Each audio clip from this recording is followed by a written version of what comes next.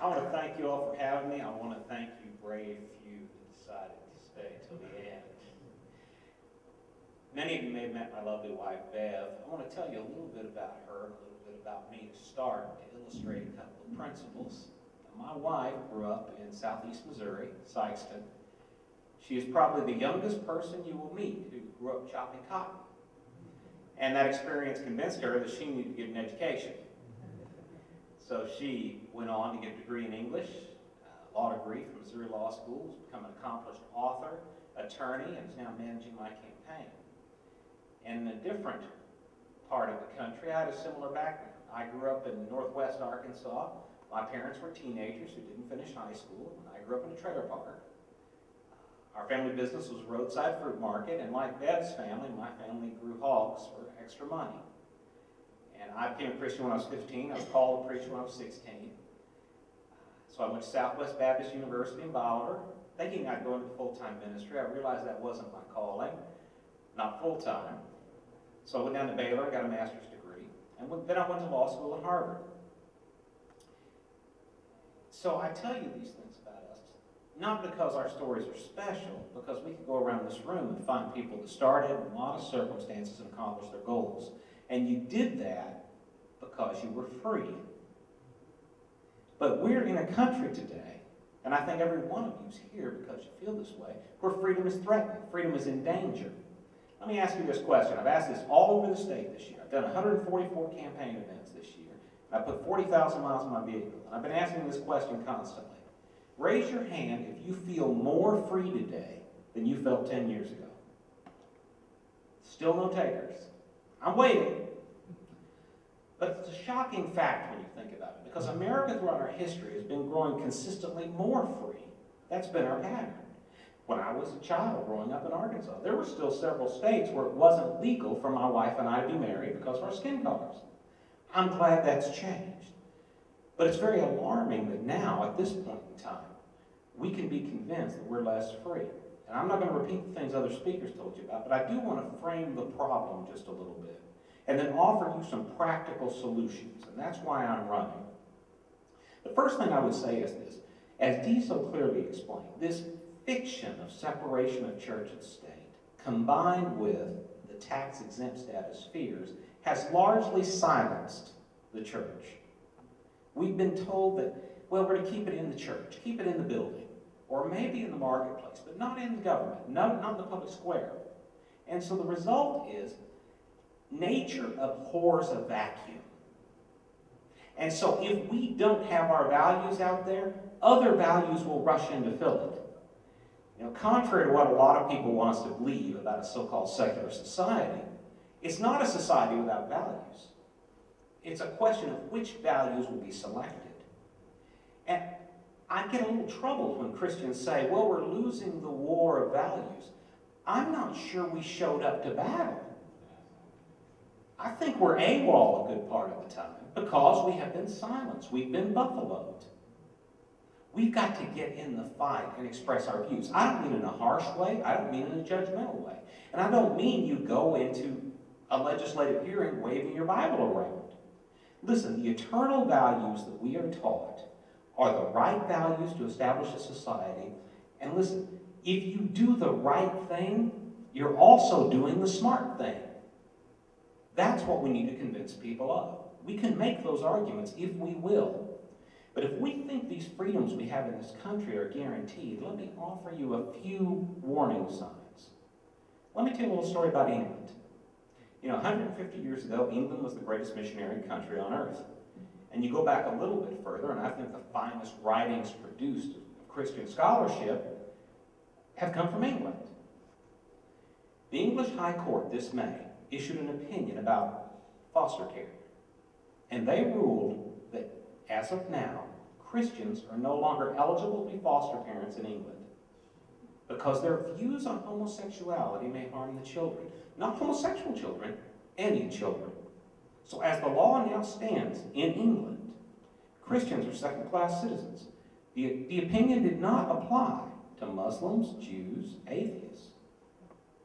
Christians are now second-class citizens in England. If the House of Lords doesn't overrule that, that will be the law in England. You say, well, these kind of things can't happen in America.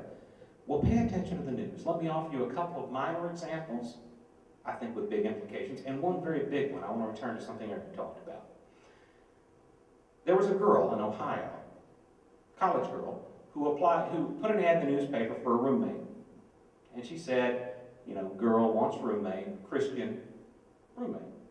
The Ohio Department of Human Rights filed a complaint against this college girl saying that she was engaged in discrimination. Second example, you probably heard the story. I think it's the university in Kentucky, but I'm not sure. It's a university that's having a squabble with a local Christian group on campus because the Christian group reserves the right to require its leaders, not its members, but its leaders to share their same values, to be Christians as opposed to Muslims or Jews. The university is threatening to decertify that organization because that's discrimination. You say, well, these are frustrating examples, but what do they mean to all of us? The case he discussed briefly, he had a lot to cover. The Hosanna Tabor Lutheran School versus the EEOC, the case in the U.S. Supreme Court right now. He explained the ministerial exception very well, but let me tell you what the Obama administration is trying to do in that case. They're trying to use, this is the greatest power grab over religious freedom that has ever been attempted, in my opinion, by any level of government. They are asking the Supreme Court not just to limit the ministerial exception to the anti-discrimination laws, but to eliminate it.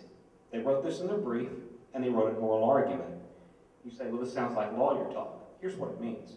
If the Supreme Court does what they ask, from now on, anytime you select a pastor, the government can look over your shoulder.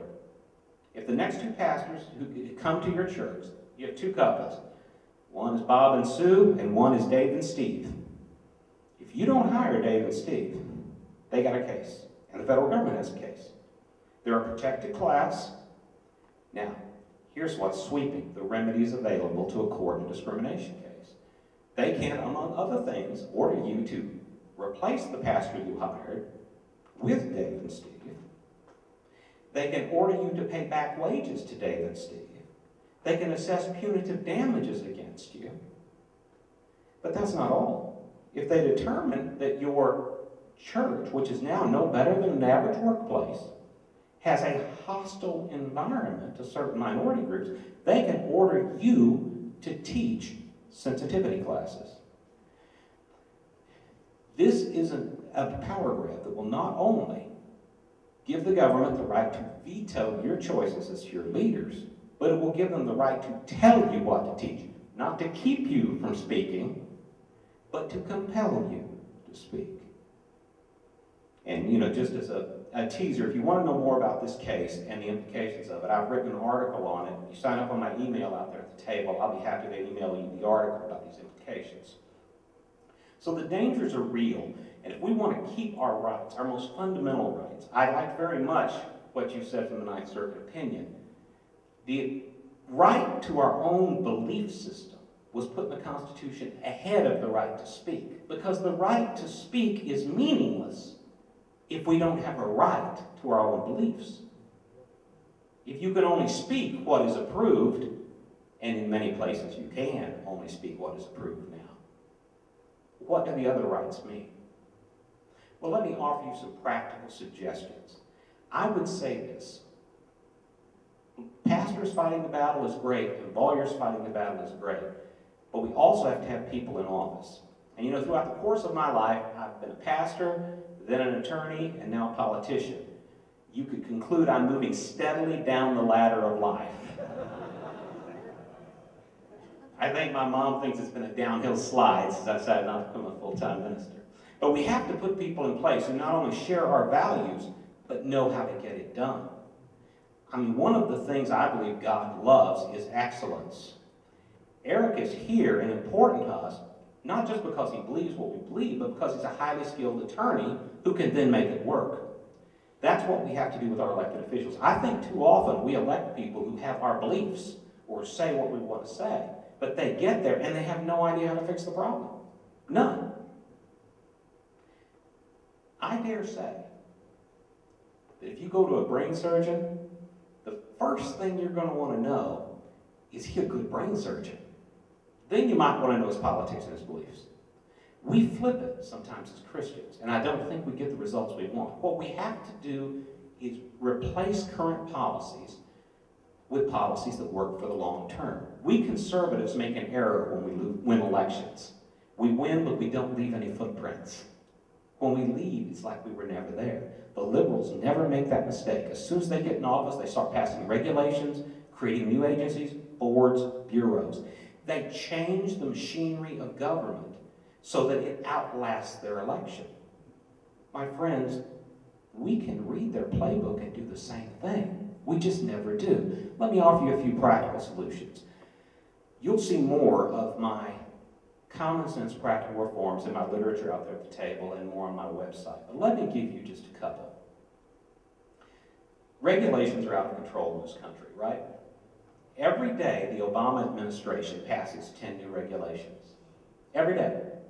365 days a year, so they take no time off. So you're less free today in 10 ways compared to yesterday. And you will be less free in 10 ways tomorrow than you are today. Well, here in Missouri, we follow that bad example. How about this as a structural change for the long term? Between my election as governor and my inauguration, my team will go through the entire regulatory law of the state of Missouri.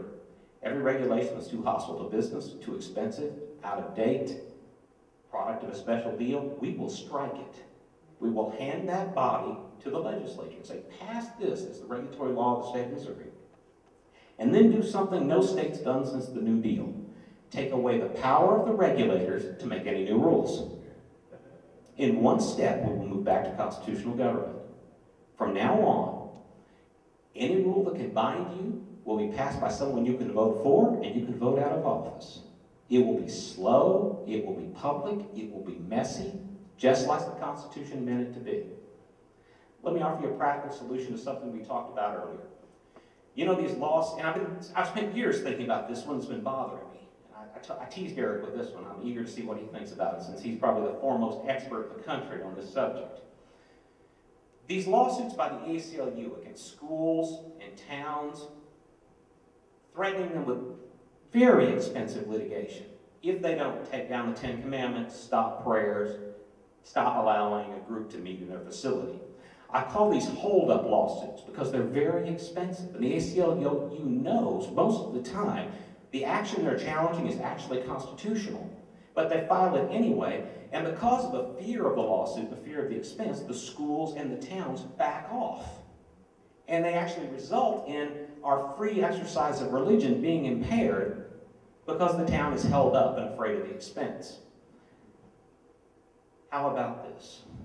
Once I'm elected governor, I'll ask the legislature to pass a statute that anytime any school or government agency in the state of Missouri is sued on Establishment Clause grounds, the Missouri Attorney General's office must defend that lawsuit. If they're going to bring in their bully, we will bring in our bigger bully. And you won't have this incentive. I see him smiling. I think he likes it. We won't have this perverse economic incentive to shut off our own freedom of religion just because of the expense of a lawsuit.